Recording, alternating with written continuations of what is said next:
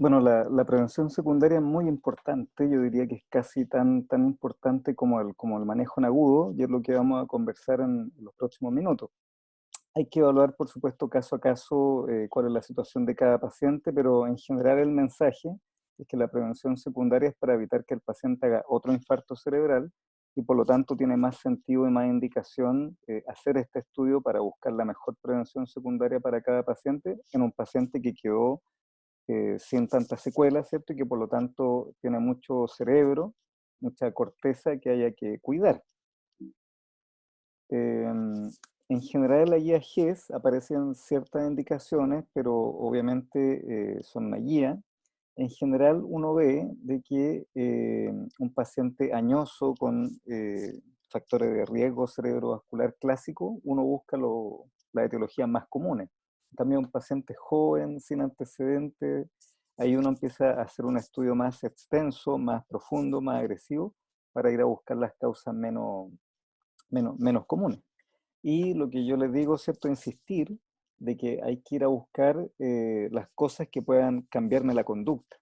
Si yo tengo un paciente, por ejemplo, que quedó con un infarto cerebral izquierdo muy grande, extenso, la verdad es que no tiene sentido ir a hacer una prevención secundaria, una endarterectomía a ese lado, porque ya se perdió ese terreno. Entonces ahí yo no voy a insistir con hacer un ecodoppler o un angiotac. De repente ocurre de que los pacientes se quedan semanas esperando esos exámenes que no van a cambiar conducta. Lo mismo pasa con la anticoagulación. Si yo tengo un paciente muy añoso que sé que no lo voy a anticoagular porque vive solo, porque tiene mucho riesgo de caída, qué sé yo, por alguna otra situación, no tiene por qué estar 2, 3 semanas esperando un ecocardio que no va a cambiar su conducta, o no se hace el examen o se puede hacer en forma diferida, ambulatoria. Y por supuesto privilegiar el estudio en jóvenes y que tienen pocas secuelas, porque insisto, la idea es que esos pacientes a futuro, ¿cierto?, no vuelvan a tener un accidente vascular. Uno no saca nada con hacer una trombolisis exitosa o una gran trombectomía si después el paciente se da de alta con una FA que no se diagnosticó, no se anticoaguló y después vuelve con otro infarto cerebral. Y nos ayuda bastante la clasificación, ¿cierto? Que es bastante clásica del TOAS, que surgió a partir de un estudio de una droga, ¿cierto? Pero que la verdad es que en el tiempo persistió el tipo de clasificación y lo principal está, ¿cierto? Número uno, la ateromatosis, que puede ser intracraneal, o la estenosis carotidia o la arteria basilar. Después está la fuente cardíaca. Después está, ¿cierto?, los infartos lacunares, que son estos vasos perforantes que se tapan, y después ya vienen las causas poco comunes, disección arterial, alteraciones inmunológicas, vasculitis, uso de drogas, etc. Entonces, en general, cuando son pacientes jóvenes sin factores de riesgo, uno va a buscar las causas poco comunes. En cambio, ya los pacientes mayores, con hipertensión, con diabetes, uno va a buscar las primeras tres causas con los exámenes más básicos y siempre saber de que queda un grupo de pacientes con un diagnóstico indeterminado, desgraciadamente 20 a 30%, y esto no es solo lo que ocurre acá en el país, sino que es algo internacional, general, y en general los pacientes jóvenes quedan más con esta etiología indeterminada, y se ha visto que tiene mucho rol en ese grupo, una FA paroxística, por ejemplo, que no se pudo haber pillado, o también lo que vamos a ver en algún momento de la presentación, el forado anual permeable, que ha tomado harto lugar ahora en el último tiempo. Bueno, entonces el estudio básico, en general, insisto, pacientes ya con factores de riesgo sobre 50 años, en algunos papers dicen sobre 60 años, y que tenga algún cuadro clínico claro. ¿Ya? Hay uno, entre comillas, va a las cosas más comunes, o aterotrombótico, o cardioembólico mayor, o infarto lacunar. En pacientes jóvenes, insisto, ya hay que empezar a buscar cosas menos comunes. Y aquí en los pacientes jóvenes es cuando sí o sí voy a pedir un angiotac porque la incidencia de disección en pacientes jóvenes es alta, ¿cierto? Voy a pedir un estudio inmunológico, descartar un síndrome antifosfolípido, por ejemplo, pedir una VHS, siempre descartar el uso de drogas, si no tengo disponible exámenes, bueno, insistir con la anamnesis, un holter de ritmo, y no solo uno, porque un holter de ritmo tiene una sensibilidad muy baja, no más del 10%, por lo tanto muchas veces hay que repetirlo. Trombofilia en caso de trombosis venosa, una resonancia, punción lumbar si es que pienso vasculitis, una angiografía también si pienso vasculitis, etc. O sea, en pacientes jóvenes y sin factores de riesgo clásico que yo voy a hacer un estudio mucho más dirigido. Y acá, bueno, tenemos todas las causas, ¿cierto? Este es un trabajo antiguo, pero la verdad es que se mantienen estas causas como poco comunes y que hay que buscar en pacientes jóvenes y que requiere más estudios. O sea, si yo no hago, por ejemplo, en un paciente que tiene antecedentes de CADASIL, tengo que hacer una resonancia de cerebro. Si tengo un paciente con sospecha de vasculitis, bueno, tengo que hacer una punción lumbar, una angiografía, etcétera. O sea, aquí voy a ampliar y la idea es que el paciente joven se vaya, ¿cierto?, con un diagnóstico claro para poder tener una buena prevención secundaria. Y acá, ¿qué es lo que quiero mostrar? De que efectivamente el transtorácico es muy bueno para ver el fonado anular permeable, mucho mejor que el transtorácico, y ve también la orejuela. ¿Cuál es la idea de esto, no? De que el transtorácico, especialmente enviando al paciente con una vía venosa para que se haga el test de burbuja, sirve para una pesquisa inicial, pero para poder hacer el diagnóstico, ver bien el chan, el tamaño y algunas características anatómicas, es muy importante el transesofágico, ¿ya? Obviamente que siempre hay que hacer un transtorácico antes, como el examen de entrada, pero especialmente en pacientes jóvenes y que yo no encuentro otra etiología, hay que ir al transesofágico y especialmente tratar de descartar un FOB, ¿ya? Lo otro que puede servir como pesquisa es el Doppler transcraneal, ¿cierto? Que también tiene buena sensibilidad para detectar el forado anual permeable, pero insisto que para ver las características anatómicas lo ideal es llegar al transesofágico. Ya estamos hablando de un paciente joven que se ha descartado otra causa y que tiene un infarto cortical, ¿ah? O sea, un trombo que llegó hacia la circulación bien distal, ¿ya? En un paciente con un infarto lacunar, por ejemplo, ahí no se busca este tipo de patología porque esa es una arteria perforante que se tapa por otro mecanismo, generalmente no es embólico. Acá lo mismo, ¿cierto? En un trabajo también similar donde habla de lo mismo, de la capacidad que tiene el transesofágico de ver in situ, entre comillas, la anatomía de un forado anual permeable. Y acá está lo que les comentaba de que hoy en día se le da mucha importancia a trastornos cardíacos, especialmente del ritmo, que pudieran estar debajo de todos estos pacientes con estudio que no se llega a una conclusión y que se dice que son criptogénicos. Incluso hay una caracterización hoy en día que se llama ESUS, que se establece que son pacientes jóvenes con infartos corticales a la manera cardioembólica, ¿cierto? Bien cortical, y que en ese grupo de pacientes hay que insistir con el estudio cardíaco, por ejemplo, hacer varios Holter, o lo que aparece en este trabajo, ¿cierto? Es por mucho tiempo, ¿cierto? Más de 24 horas, estar controlando al paciente con un Holter, con algún aparato que sea implantable. Y ahí se ve, ¿cierto?, cómo a través del tiempo, estamos hablando meses, se pueden detectar, ¿cierto?, mayor cantidad de eventos paroxísticos, ¿ya? Eh, Obviamente que esto es difícil de replicar en la práctica, pero lo que uno trata de hacer es, si uno no tiene una etiología clara, no solamente hacer un holter, sino que repetirlo en el tiempo. Bueno, la prevención secundaria, una de las cosas principales es la antiagregación. Y la antiagregación, por costo-efectividad, lo que más se ocupa es la aspirina, como segunda opción el clopidogrel. La aspirina, la verdad es que se ocupa en general en agudo con dosis de 250 al día, y una vez que el paciente se va de alta, se va con 100 miligramos al día. Fíjense que el NNT, o sea, la capacidad que tiene para prevenir un stroke en el tiempo, al año, en general se mide el parámetro bastante alto, pero si uno lo ve poblacionalmente, es un medicamento que sirve. Sirve en la medida, ¿cierto?, en que la etiología es atromatosa o un infarto que sea lacunar.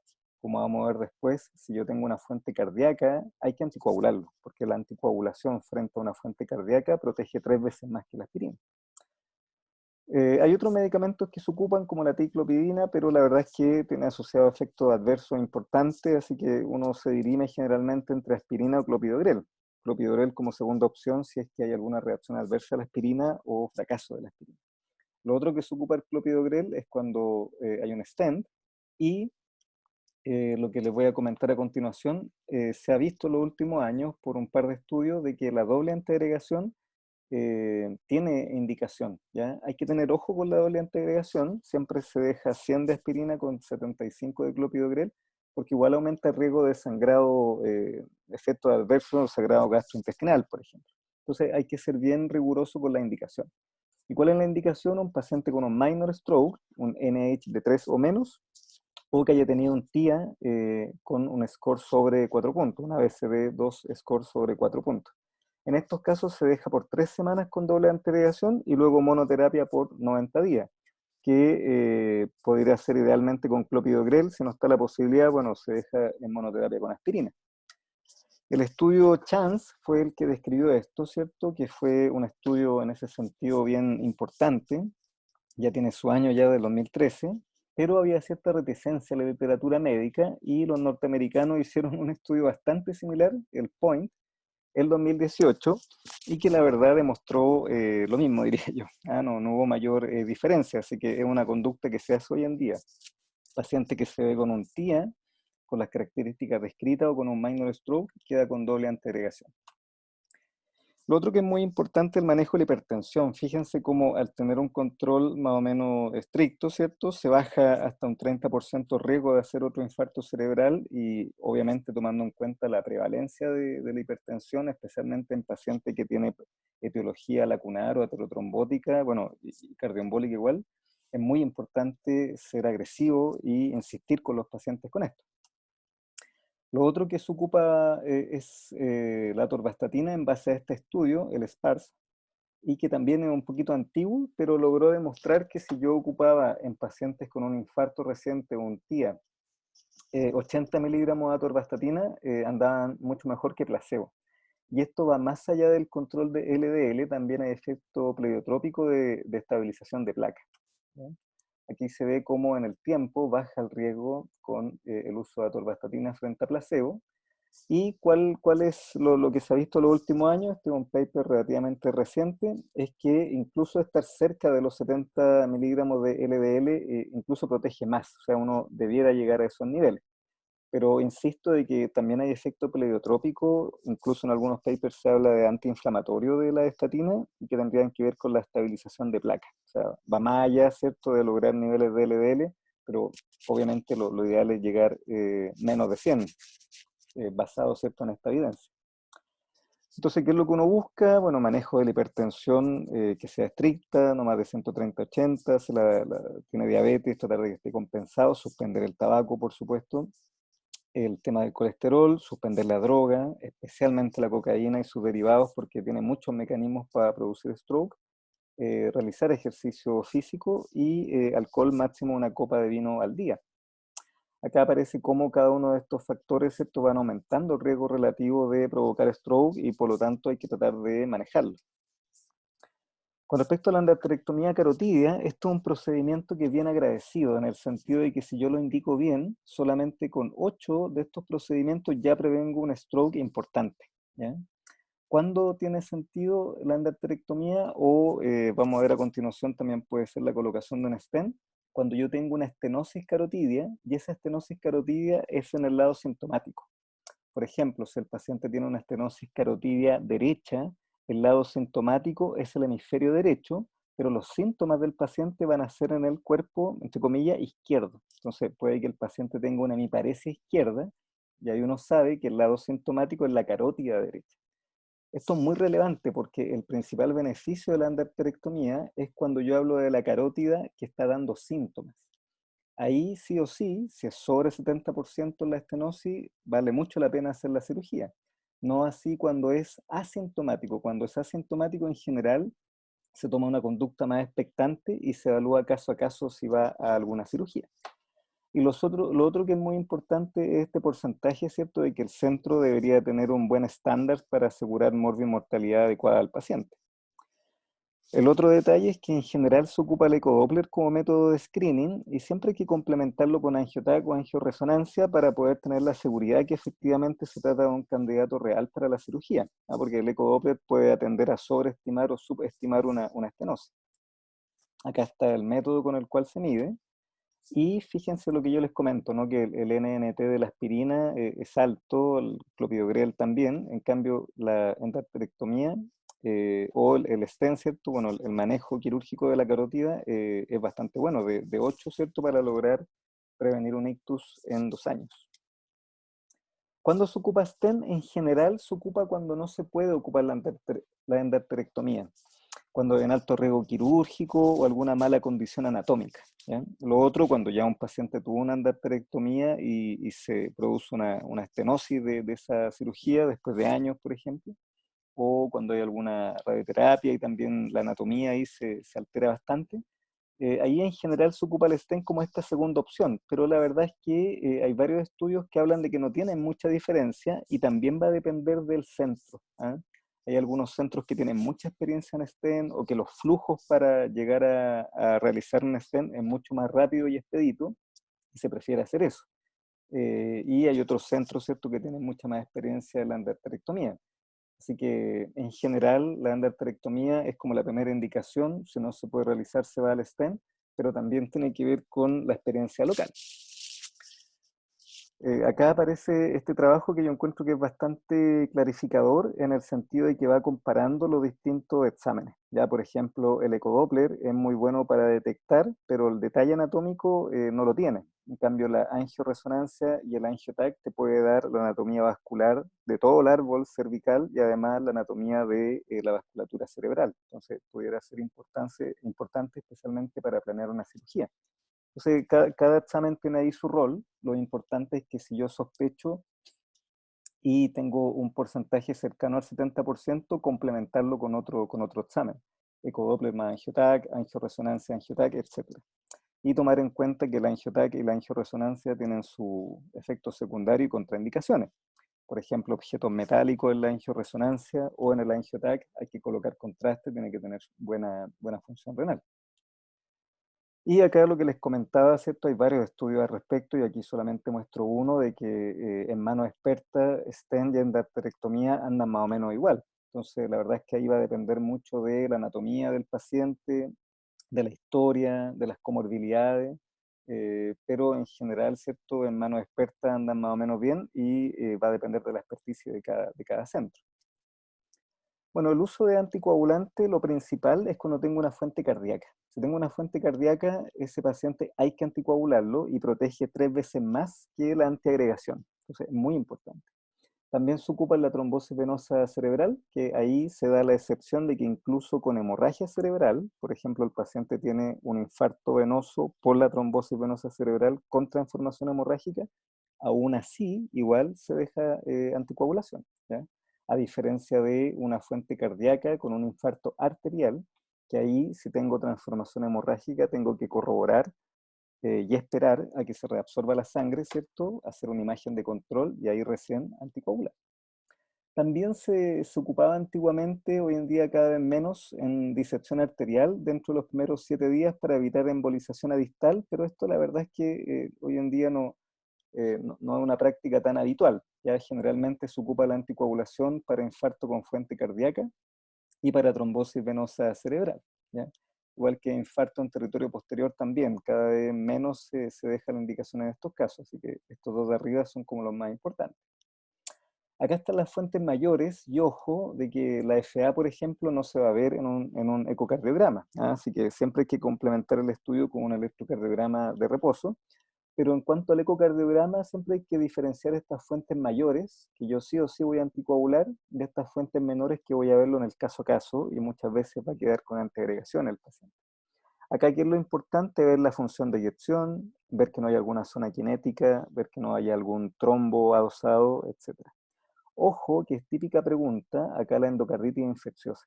La endocarditis infecciosa en general no se anticoagula como primera opción, porque al ser émbolos sépticos van a tener transformación hemorrágica. Primero se trata la infección, se estabiliza esa parte, se asegura de que el paciente ya no está séptico y se ha controlado desde el punto de vista infeccioso, y ahí, ¿cierto?, se hace la anticoagulación en un segundo tiempo. Y aquí está, ¿cierto?, la fibrilación auricular, que es muy común, especialmente en pacientes añosos, es la principal causa de fuente cardioembólica y, como ven, va aumentando su incidencia, especialmente en mujeres, a medida que pasa el tiempo. Y aquí el anticoagulante es fundamental, o sea, protege 3 veces más que la aspirina. Ojo que no protege al 100%, por eso que siempre los pacientes hay que educarlos sobre si tienen algún síntoma, acudir rápidamente al servicio de urgencia, porque además de que no es 100% efectivo, ¿cierto? Tiene un porcentaje de protección, pero no es el 100%, Además hay que sumarle que los pacientes en general no siempre están en los INR terapéuticos, ¿ya? Recuerden por favor que para efecto de trombolisis endovenosa, si tiene un INR de 1.7 o más, se contraindica la trombolisis endovenosa, salvo de que en el centro en el que estén tengan la posibilidad de preparados de protrombina para contrarrestar, ¿cierto? La anticoagulación. Eso desgraciadamente no está muy asequible en los hospitales públicos, así que ojo con ese valor 1.7 que puede contraindicar una trombolisis endovenosa.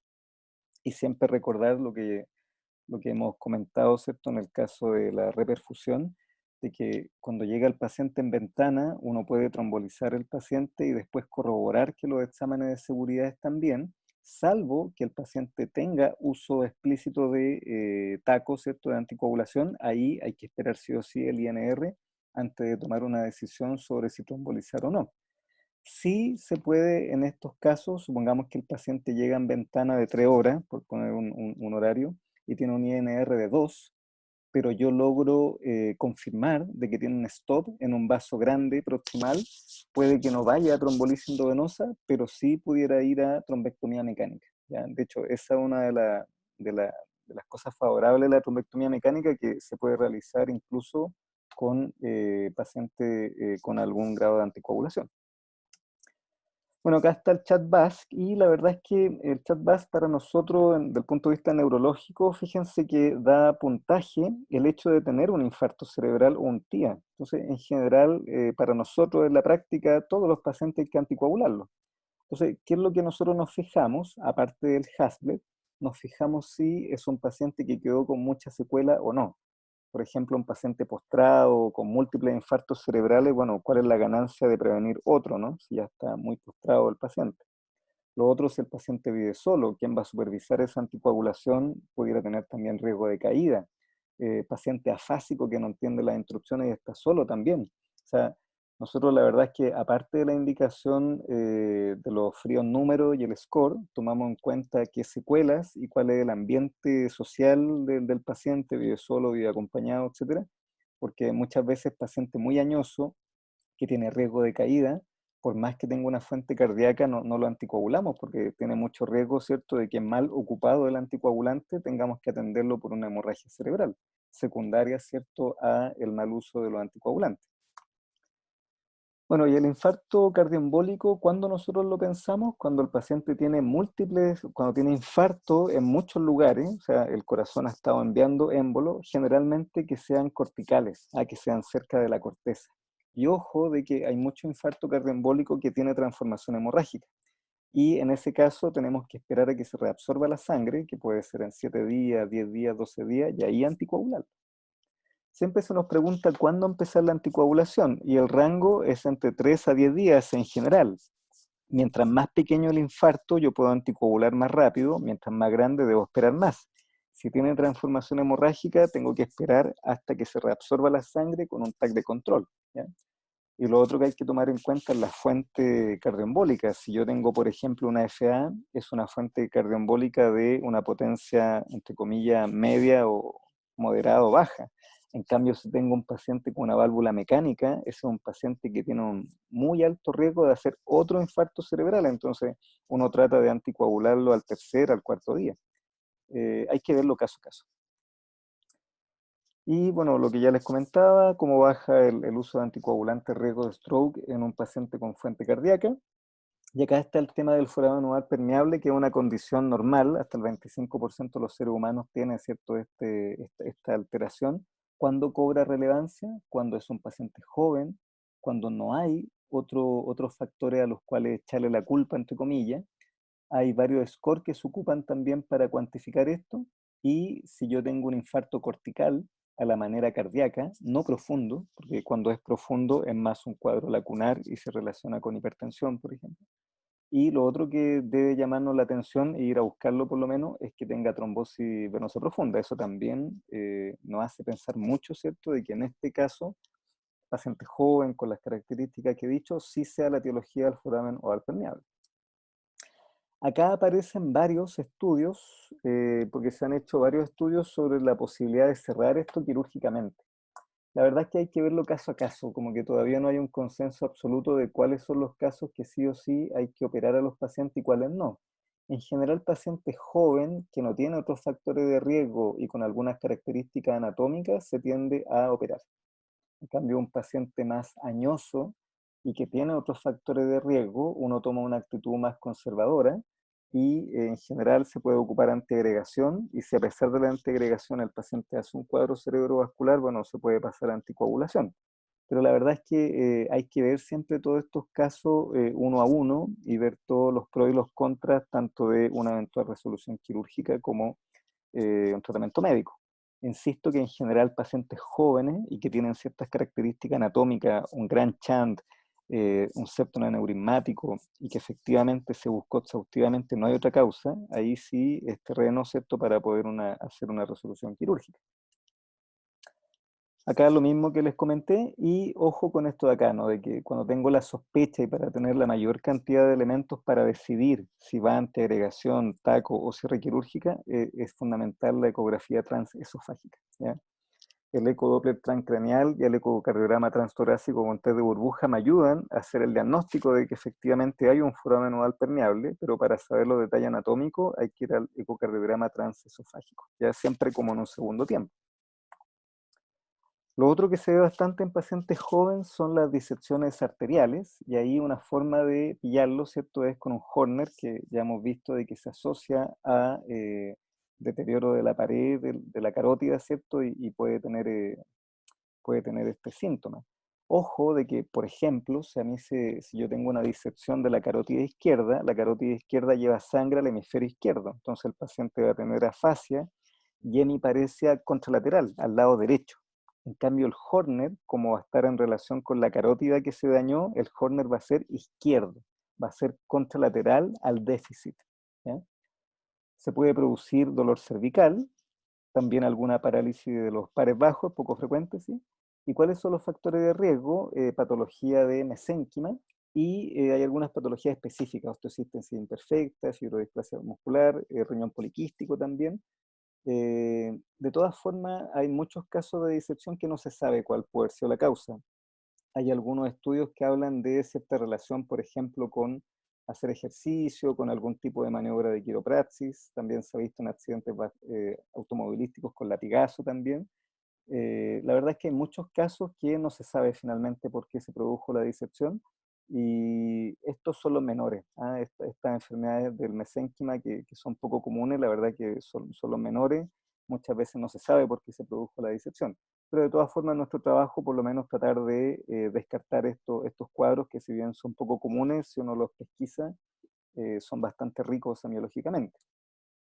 Acá, por ejemplo, se ve este ojo, ¿cierto?, con una leve ptosis, y ahí tiene una pupila que está más pequeña, y efectivamente al lado izquierdo tiene ahí un stop de flujo, y este infarto limítrofe, que es lo que brilla, ¿ya? Esta es una resonancia, una difusión, y aquí se ve también una resonancia con supresión grasa, y se ve esto más blanquito, que es una hiperintensidad característica. Bueno, en pacientes jóvenes, ¿qué es lo otro que hay que pensar? En trombofilia, especialmente en trombosis venosa cerebral, síndrome antifosfolípido, cuando hay historia de aborto recurrente, historia de TBP, y especialmente mujer joven, ¿cierto? Por supuesto que hay que tratar de pensarlo. El uso de drogas, ¿ah? La verdad es que la cocaína cada vez más es un factor etiológico importante y que deberíamos siempre tratar de buscar, si no es con exámenes específicos que no siempre están disponibles, insistir con la anamnesis. Acá lo mismo, ¿cierto? Como les comento, esto es un angiotac, y aquí se ve de que hay ausencia de flujo. Fíjense que aquí se ve la carótida interna, la bifurcación, y aquí no se ve. Es muy común la disección en jóvenes, siempre hay que buscarla, y por eso que uno se queda corto en un paciente joven con un ecodoppler. Hay que tratar de ir siempre al angiotac. Las vasculitis también son posibles de encontrar en pacientes jóvenes, no es tan común, pero con ciertos factores de riesgo hay que buscarlo, ¿cierto? En pacientes con contexto de vasculitis sistémica o con alguna patología autoinmune, territorios vasculares múltiples, y aquí hay que hacer sí o sí una punción lumbar y hay que llegar a la angiografía muchas veces, además de algún tipo de biopsia. Aquí hay varios tipos de vasculitis, la verdad es que no es la idea que se lo sepan en detalle, solo sepan de que puede ser una etiología en pacientes jóvenes. Y finalmente, para terminar, hablar dos palabras de trombosis venosa, que son tipo de patología cerebrovascular que es distinta, no es de inicio ictal como lo arterial, sino que es más que nada algo subagudo, es una cefalea subaguda de una semana de evolución, 10 días de evolución, que no cede al analgesia habitual, progresivo, generalmente en mujeres, generalmente obesidad, uso de anticonceptivo, o en pacientes mayores que hay algún contexto paraneoplásico, ¿cierto? Y en radiología, ¿qué es lo que hay que buscar siempre? El angiotac de cerebro. Ya la trombosis venosa generalmente no se ve en el TAC de cerebro, y hay que ir a buscar el angiotac. ¿Ah? Siempre que ustedes estén sospechando o hay alguna idea de que pudiera haber alguna trombosis venosa cerebral, no quedarse solo con el escáner. Algunas veces el escáner nos da inmediatamente la respuesta, pero tiene una muy baja sensibilidad. ¿Ya? ¿Y qué es lo que hay que hacer? Ocupar anticoagulante y a los 6 meses aproximadamente hacer estudio de trombofilia para ver si ese paciente va a quedar anticoagulado por mucho tiempo o si se puede suspender. Algo que es muy relevante, especialmente para las mujeres, puesto que esto se da en mujeres jóvenes que en algún momento van a tener maternidad, ¿cierto? Y obviamente que todo se hace más complejo si es que están ocupando anticoagulante. Por eso que es muy importante para ellas saber si solo suspendiendo el anticonceptivo van a andar bien o si a lo mejor tienen una trombofilia y deben mantener a largo plazo el uso de anticoagulación. Acá, por ejemplo, se ve en este TAC sin contraste este seno transverso que está en forma espontánea hiperdenso y ahí hay un infarto venoso con transformación hemorrágica. Insisto que el escáner tiene baja sensibilidad, aquí por suerte el diagnóstico está como bien claro, pero muchas veces no es así, hay que ir a la angiotac de cerebro por lo menos. Muchas veces incluso quedan dudas y hay que hacer una resonancia. Y en este caso en particular, que tiene esa transformación hemorrágica, como ya les comentaba previamente, es una excepción y de todas formas hay que anticoagular a este paciente para lograr que esto se permeabilice y así mejorar la situación. Esta es una situación excepcional, ya porque como les dije previamente, cuando yo tengo un infarto arterial de origen cardioembólico, ahí para anticoagular nunca se hace en agudo, siempre hay que esperar un poco y con mayor razón si es que hay sangre, hay que esperar a que esta sangre se reabsorba. Esta es una situación puntual porque es una trombosis venosa cerebral. Y bueno, para terminar, ¿qué podemos decir de que la prevención secundaria es bastante heterogénea? Va a depender mucho de cada paciente y es muy importante la prevención secundaria. No saco nada con hacer la mejor trombolisis, la mejor trombectomía, si 6 meses después, un año después, el paciente va a llegar con otro infarto cerebral. ¿Cuál es la búsqueda etiológica? Bueno, va a depender si es un paciente joven o un paciente ya mayor con factores de riesgo. Y en general, si es joven y quedó con poca secuela, uno trata de ser muy agresivo para tener una etiología que yo sepa que pueda tratar y pueda prevenir dentro de lo posible que a futuro, ¿cierto?, el paciente va a tener otro accidente vascular. Así que eso es muy, pero muy relevante.